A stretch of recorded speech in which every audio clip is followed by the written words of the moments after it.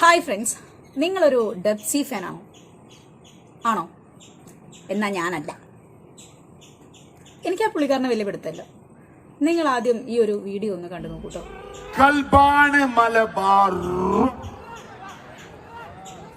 മലബാർ അത്ര കണ്ടാൽ മതി, കാണിക്കാൻ മാത്രമൊന്നുമില്ല. ഈ മലബാർ ഈ എന്താ പറയാ, പണ്ട് ഈ കുട്ടികളൊക്കെ വണ്ടി ഓടിച്ച് കളിക്കില്ലേ, അതൊക്കെയാണ് ഇപ്പം പാട്ടും റാപ്പുമായിട്ട് ആൾക്കാർ സപ്പോർട്ട് ചെയ്തുകൊണ്ടിരിക്കുന്നത്. ഇതാണോ പാട്ട്? ഇതിനെയാണോ നിങ്ങളൊക്കെ പാട്ടായിട്ട് കാണുന്നത്? ഈ ഡബ്സീനെ എന്താണ് ഉള്ളിലേറ്റിക്കൊണ്ട് കുറേ റാപ്പേഴ്സ്മാർ ഇറങ്ങിയിട്ടുണ്ട്. നിങ്ങൾ അവരുടെയൊക്കെ റാപ്പ് കേട്ടിട്ടുണ്ടോ? ഇല്ല, ഞാൻ കേൾപ്പിച്ചു തരട്ടോ, ഒന്ന് കേട്ടോ. ചുവന്ന മഷിയിൽ അടിപൊളിയായിട്ട് ഞാൻ പറയും കാര്യം എനിക്ക് വേണമെന്ന് പ്രാണം പിടികൊള്ളുന്ന പ്രിയത്തെ കൂടി മായത്തോ മനുഷ്യർ രാത്രി പോയി ഉത്തരം രാത്രികളിൽ ഒഴിപ്പിടിച്ചോറും മുന്നിൽ കരയുന്ന ഹൃദയം സംഗീതത്തിലേക്ക് മനസ്സിൽ സ്വപ്നം മുറുകുന്നതിലും അഗ്നിച്ചത് ചിന്തകൾ മറക്കുന്ന സ്വപ്നങ്ങളിൽ എത്ര നാളധികാരം ശ്രമിക്കും. ഞാൻ നിന്നോടൊപ്പം ഉണ്ടെന്ന് സഹതാപത്തിന്റെ നേർത്ത കണ്ണിൽ ഇരുട്ടാവാഹിച്ചിറങ്ങി ഒരിക്കലും വീണ്ടെടുക്കാൻ പറ്റാത്ത നഷ്ടസ്വപ്നമായി ബലി ഓർമ്മ മറക്കാറിൽ ബലിയൻ കണ്ണീർ ഭയമായി പകലിൻ വരവിൽ മോചനമായി ഇരുളിൻ കണ്ണീർ മഴയായി ഒറ്റപ്പെട്ടു ഞാൻ ഭൂമിയിൽ ഇനി മരണം സമ്മാനം ചിതകത്തും നേരം. അപ്പോൾ ഇതൊക്കെയാണ് ഇപ്പൊ റാപ്പായിട്ട് ഇറങ്ങിക്കൊണ്ടിരിക്കുന്നത്. ഇതിനെയൊക്കെയാണോ നിങ്ങൾ റാപ്പ് സോങ് എന്നൊക്കെ പറയുന്നത്? പണ്ട് മൈക്കിൾ ജാക്സൺ എന്ന് പറയുന്ന ഒരു പുള്ളിക്കാരൻ ഉണ്ടാക്കിയ ഓളത്തിന്റെ 10-1 നിങ്ങൾ ഉണ്ടാക്കാൻ ശ്രമിക്കുന്നതെങ്കിൽ അത് എന്തായാലും നടക്കുന്നില്ല. ഞാനൊരു കാര്യം പറയാം, ഞാൻ ഈ റാപ്പ് എന്ന് പറയുന്ന സോങ്ങിന് അത്ര എതിരൊന്നുമല്ല. പാട്ടായിട്ട് കാണാനുള്ള സെൻസ് ഉണ്ടെങ്കിൽ നമുക്ക് എല്ലാ പാട്ടും ആസ്വദിക്കാൻ പറ്റും എന്ന് പറയുന്നത് കേട്ടിട്ടുണ്ട്. പക്ഷെ ചില പാട്ടുകളിൽ അത് പോസിബിൾ അല്ല ഗൈസ്, ഒട്ടും പോസിബിൾ അല്ല. ഞാൻ റാപ്പ് കേൾക്കാറില്ല, ഞാൻ വേടന്റെ പാട്ട് കേൾക്കാറുണ്ട്. ഫെജോന്റെ എല്ലാ പാട്ടും അല്ല, ഫെജോന്റെ കുറച്ച് പാട്ടൊക്കെ എനിക്കറിയാം, കേട്ടിട്ടുണ്ട്. പിന്നെ ധീരജ് മാധവ് അവരുടെ പാട്ടും കേട്ടിട്ടുണ്ട്. പക്ഷെ ഈ ഡബ്സീന്റെ പാട്ടൊക്കെ എന്ന് പറഞ്ഞു കഴിഞ്ഞാൽ എന്താ പറയുക, ഇതിനൊക്കെ പാടിയിട്ടുള്ള നല്ല പാട്ടുകൾ ഡബ്സി സംഭാവന ചെയ്തിട്ടുണ്ട്. ഇങ്ങനത്തെ സ്റ്റേജിൽ വന്ന് കാണിക്കുന്ന കോപ്രായങ്ങൾ, അലറല്, പുള്ളിക്കാരൻ്റെ ഈ ഒരു നിപ്പും ഭാവവും എല്ലാം കണ്ടു കഴിഞ്ഞാൽ തന്നെ പുള്ളി നോർമലല്ല. ഞാനൊരു ഉദാഹരണം കാണിച്ചത്, ഇവരെ കണ്ടോ നിങ്ങൾ? ഈ കള്ള് കുടിച്ച് ബോധമില്ലാണ്ടാവുന്ന സമയത്ത് പറമ്പിലും പൂരപ്പറമ്പിലും അങ്ങാടിയിൽ പിന്നെ ഈ പരിപാടീൻ്റെ ഇടയ്ക്കൊക്കെ കുറച്ച് കള്ള് കുടിയൻ ചേട്ടന്മാർ ആ ഒരു വാട്ടർ വൈബിൽ കളിക്കുന്ന ആ ഒരു സംഭവമില്ലേ, അതൊക്കെയാണ് ഇവർ സ്റ്റേജിൽ വന്ന് ലക്ഷക്കണക്കിന് ആൾക്കാർ കാണുക ചെയ്തുകൊണ്ടിരിക്കുന്നത്. ഇപ്പം നേരത്തെ ഞാൻ കാണിച്ച ഈ ഷോല്, ഡബ്സി ചെയ്ത ഈ ഷോല് അയാൾ പറയുന്നത് എന്താണെന്ന് പോലും വ്യക്തമല്ല. മലബാറിനെ കളിയാക്കുന്ന പോലെയാണ് എനിക്ക് തോന്നിയിട്ടുണ്ട്. മലബാർ മേ എന്നൊക്കെ പറഞ്ഞ് അലറുക, പശുവിനെയും ആടിനെയും പോലെ അലറുക. അപ്പം നിങ്ങളൊരു ഡബ്സി ഫാൻ ആണെങ്കിൽ നിങ്ങൾ എന്നെ നെഗറ്റീവ് പറയും, 90s കിഡ്സ് തള്ള വൈബ് എന്ന് പറയും. പക്ഷെ ഗൈസ്, ഞാനൊരു 90s കിഡ്സ് അല്ല, ഞാനും 2K കിഡ്സ് തന്നെയാണ്. 2K കിഡ് തന്നെയാണ്. പക്ഷെ ഇങ്ങനത്തെ അഭിപ്രായങ്ങളൊന്നും എനിക്കത്ര നന്നായിട്ട് തോന്നുന്നില്ല. ഞാൻ ഒരുപാട് മലയാളം പാട്ട് കേൾക്കാറുണ്ട്. ഈ 90s പാട്ടുകളൊക്കെ നിങ്ങൾ ശ്രദ്ധിച്ചിട്ടുണ്ട്, ഇത്ര അർത്ഥവത്തായ വരികളാണ്. കേട്ടിരിക്കുമ്പോൾ തന്നെ നമുക്ക് ആ ഒരു ഫീല്, ഈ മോഹൻലാലിൻ്റെയൊക്കെ പണ്ടത്തെ മറ്റേ എന്താണ് ഈ താതിനൊക്കെ തില്ലം പിന്നെ ഓഹോഹോ നരൻ, പിന്നെ വേറെ ഏതൊരു പാട്ട് ഞാൻ ഇന്നലെയും കൂടെ കേട്ടിട്ടുള്ളല്ലോ, ഏതായിരുന്നു അത്? ചന്ദനമഴ, ആ ഒരു പാട്ടില്ലേ, ചന്ദനമണി സന്ധ്യകളുടെയാണോ? അതന്നെ ആ പാട്ട് കേട്ടിരിക്കുമ്പോൾ തന്നെ എന്തൊരു രസമുള്ള പാട്ടുകളാണ് ഇതൊക്കെ. ഈ ഒരു പാട്ടിനോട് കൂടെ കിടപിടിച്ച് നിൽക്കാൻ പറ്റുന്ന ഏതെങ്കിലും ഒരു പാട്ട് ഡബ്സ് എഴുതിയിട്ടുണ്ടോ?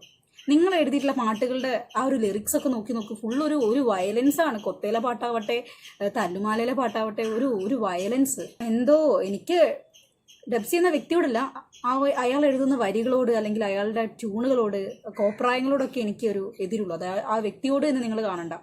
ഞാനൊരു ഉദാഹരണം പറയാം. ഈ പാണ്ടിപ്പടയിലെ പാട്ട്, ഇത് മറ്റേ പാണ്ടിപ്പടയിലെ പാട്ട് ഏതായിരുന്നു?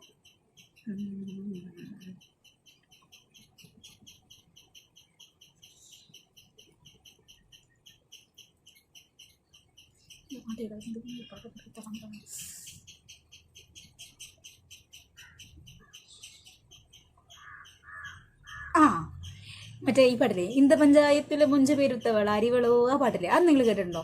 ആ ഒരു സിനിമ മുഴുവൻ ഒരു 3 മിനിറ്റ് പാട്ടിൽ ആ ഒരു കഥേൻ്റെ ഉള്ളടക്കം തന്നെ കുഴച്ചു കൂട്ടിയിട്ടുള്ള ഒരു പാട്ടാണത്, അല്ലേ? അങ്ങനത്തെ അർത്ഥവത്തായ സിനിമയോട് യോജിച്ച് നിൽക്കുന്ന ഒരു പാട്ട് ഏതെങ്കിലും നിങ്ങൾ ഇപ്പോഴത്തെ റാപ്പേഴ്സിനെ ഇടയിൽ നിങ്ങൾ കണ്ടിട്ടുണ്ടോ? ഞാൻ കണ്ടിട്ടില്ല. എനിക്കെന്തോ ഇവർ കാണിക്കുന്ന കോപ്രായങ്ങളൊക്കെ ആയിട്ടാണ് തോന്നുന്നത്. സ്റ്റേജിൽ വന്ന് എന്തും കാണിക്കുക, അത് സപ്പോർട്ട് ചെയ്യാൻ വേണ്ടി ഒരുപാട് ആൾക്കാരും. പക്ഷെ എന്താണ് പുള്ളിക്കാരൻ്റെ ആ പാട്ടിൽ വിടടാ, ഓടടാ, നിക്കടാ, ഇറങ്ങടാ എന്നൊക്കെ പറഞ്ഞ് വേറെ കുറേ ആൾക്കാർ അലമ്പുണ്ടാക്കുന്നതും ആ ഓഡിയോ ക്ലിപ്സിൽ നമുക്കിങ്ങനെ കേൾക്കാം. അതിൻ്റെ ഇടയ്ക്ക് ആര്യ ബഡായി നമ്മുടെ പണ്ടത്തെ പാട്ടുകളോട് ഇപ്പോഴത്തെ പാട്ടുകൾക്കുള്ള ആ ഒരു വിമർശനം പറഞ്ഞുകൊണ്ടൊരു സംഭവമൊക്കെ പോസ്റ്റ് ചെയ്തിട്ടുണ്ടായിരുന്നു. ശരിയല്ലേ? ഞാനതിനെ പറഞ്ഞു, ശരിയല്ലേ?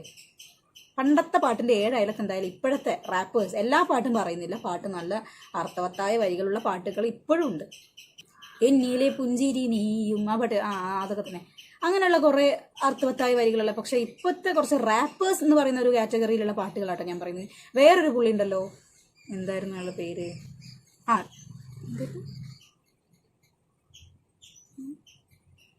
ഗൈസ് എനിക്ക് ഇവരെ അത്ര വ്യക്തമായിട്ട് അറിയാത്തതുകൊണ്ടാണ് കേട്ടോ ഞാൻ ഈ പേര് ഇങ്ങനെ ഓർത്തെടുക്കാൻ കഷ്ടപ്പെടുന്നതാണ്. എനിക്ക് അവർ ഫേവറേറ്റ്സ് അല്ല, അതുകൊണ്ടാണ്. ഫെജോനി വേടനൊക്കെ പിന്നെ ഞാൻ എപ്പോഴാണ് ഈ വേടൻ്റെ മറ്റേ ഇതിലെ മഞ്ഞുമ്മൽ ബോയ്സിലെ പാട്ടൊക്കെ അടിപൊളിയാണ്. ബേബി ജിന്നോ അങ്ങനെ എന്തോ ഒരു സാധനം. അത് എന്താണ്, ഒരു 6 ലക്ഷം രൂപ കമ്മിറ്റിക്കാരായി മേടിച്ചിട്ട് പാട്ട് മര്യാദയ്ക്ക് പാടാതെ ഇറങ്ങി സ്റ്റേജിൽ നിന്ന് ഇറങ്ങി പോകുന്നതിനുള്ള ഒരു വിഷയമാണ് ഈ നടന്നുകൊണ്ടിരിക്കുന്നത്. കമ്മിറ്റിക്കാരെല്ലാവരും കൂടെ പിടിച്ചു വെച്ച് കൂമ്പിനിരിക്കുന്ന ഒരു അവസ്ഥയാണ് വന്നിട്ടുള്ളത്. ഇവിടെ എന്താ സീൻ എന്ന് വെച്ചാൽ എനിക്ക് തോന്നുന്നു പുള്ളിക്കാരന് ശരിക്കും പാട്ട് പാടാൻ അറിയില്ല. പാടുന്ന ഒരു പാട്ട് കുറച്ച് ബാസും ബീറ്റും ഒക്കെ അഡ്ജസ്റ്റ് ചെയ്ത് ഇങ്ങനെയാക്കി എഡിറ്റ് ചെയ്തിട്ടായിരിക്കും ചിലപ്പോൾ ഈ കാണുന്ന ആ ഒരു വേർഷനിലേക്ക് എന്താണ് സോഷ്യൽ മീഡിയ വഴിയൊക്കെ പാട്ട്, TV വഴിയൊക്കെ പാട്ട് ഫേമസ് ആകുന്നത്. നേരിട്ട് സ്റ്റേജിൽ കയറി പാടുമ്പോൾ ചിലപ്പം കല്ല് ചിരട്ട പാറയിരിക്കുന്ന ശബ്ദം വലുതായിരിക്കും, അതായിരിക്കും 2-3 ലൈൻ പാടിയിട്ട് ഇറങ്ങിയത്. പക്ഷേ കമ്മിറ്റിക്കാർ പറയുന്നുള്ള കല്ലും കഞ്ചാവും എല്ലാം പഠിച്ച് പാട്ട് പാടാൻ നിന്നെ ഇവിടുന്ന് വിടത്തില്ല എന്നൊക്കെയാണ് പറയുന്നത്. അതിനവർക്ക് പാട്ട് പാടാൻ അറിഞ്ഞാലല്ലേ നിങ്ങൾ അവിടെ പിടിച്ചു വെക്കേണ്ട കാര്യമുള്ളൂ. നിങ്ങൾ എന്തോരം ട്രൂപ്പ്, ഞാൻ പറയാം, ഇവിടെ വീടിൻ്റെ അടുത്ത് റെസിഡൻസ് അസോസിയേഷൻ്റെ പരിപാടിക്ക്, അമ്പലത്തിൽ ഉത്സവത്തിന്, പള്ളിപ്പെരുന്നാളിനൊക്കെ ഇഷ്ടംപോലെ ട്രൂപ്പ് ഗായകർ വന്ന് പാടും. നിങ്ങൾ അവരുടെ പാട്ടൊക്കെ എങ്ങനെ വിളിച്ച് പാടിപ്പിക്കുന്നതായിരിക്കും കുറച്ചുകൂടെ നല്ലത്. കാരണം അതൊക്കെ കേട്ടിരിക്കുക, അവരവരുടെ സ്വന്തം വോയിസിൽ ഈ അലമ്പ് ശബ്ദമല്ലാതെ നല്ല അർത്ഥവത്തായ വരികൾ ആൾക്കാർക്ക് കേട്ടിരിക്കാൻ പറ്റുന്ന രീതിയിൽ, ഡാൻസ് കളിക്കാൻ പറ്റുന്ന രീതിയിൽ നല്ല നല്ല പാട്ടുകൾ അവർ പാടും. ഇങ്ങനെയുള്ള ഓരോ കോപ്രായങ്ങൾ കാണിച്ച് ഫെയിം നേടുന്ന ആൾക്കാരെക്കാൾ എന്തുകൊണ്ട് നല്ലത് അവർക്കൊരു അവസരം കൊടുക്കുന്നതാണ്. ഇവരുടെ ഈ ഒരു ഫെയിമാണ് ഇവരുടെ അഹങ്കാരത്തിന് കാരണം. ഇവർ സ്റ്റേജിൽ ഞാനൊരു ഫേമസ് ആയ ആളാണ്, പിന്നെ ഞാൻ എന്ത് കാണിച്ചാലും കുഴപ്പമില്ല, ഈ നാട്ടുകാർ വെറുതെ വിട്ടോളും എന്നുള്ളൊരിതിലാണ്. 6 ലക്ഷം രൂപയ്ക്കൊക്കെ പാടിക്കാൻ മാത്രം അവൻ്റെ പാട്ടിൽ എന്താണ് നിങ്ങൾ കണ്ടിട്ടുള്ളത്? ഏതാ കരി പിടിച്ച തത്തമ്മേൻ്റെ പാട്ടാണോ? ആ പാട്ടിന് അർത്ഥം പോലും എനിക്ക് ഇത്രയും നേരമായിട്ട് മനസ്സിലായിട്ടില്ല. അങ്ങോട്ടും ഇങ്ങോട്ടും ഒരു കരി പിടിച്ച തത്തമ്മ കാലകത്തി വെച്ചപ്പോൾ ഇതൊക്കെ തമ്മിൽ എന്താ ഒരു ബന്ധം? എനിക്കങ്ങനെ പ്രത്യേകിച്ച് ഒരു ബന്ധം തോന്നുന്നില്ല ഗൈസ്. ഇതിനൊക്കെ ഒരു പാട്ടെന്ന് വിളിക്കാനും തോന്നുന്നില്ല. നിങ്ങളൊരു ഡബ്സി അല്ലെങ്കിൽ മറ്റേ ബേബി ജിൻ ആരാധകൻ അല്ലെങ്കിൽ ആരാധികയാണെങ്കിൽ നിങ്ങളുടെ അഭിപ്രായങ്ങൾ നിങ്ങൾ കമൻറ്റ് ചെയ്യുക. ഞാൻ എൻ്റെ ഒരു അഭിപ്രായം നിങ്ങളായിട്ട് ഇപ്പോൾ ഈ വീഡിയോ വഴി ഷെയർ ചെയ്തിട്ടുണ്ട്. അപ്പോൾ മറ്റൊരു വീഡിയോ ആയിട്ട് കാണുന്നവരെ ബൈ. പിന്നെ സബ്സ്ക്രൈബ് ചെയ്യാത്ത ആൾക്കാരാണെങ്കിൽ ഇപ്പോൾ തന്നെ സബ്സ്ക്രൈബ് ചെയ്ത് കൂടെ കേട്ടോ.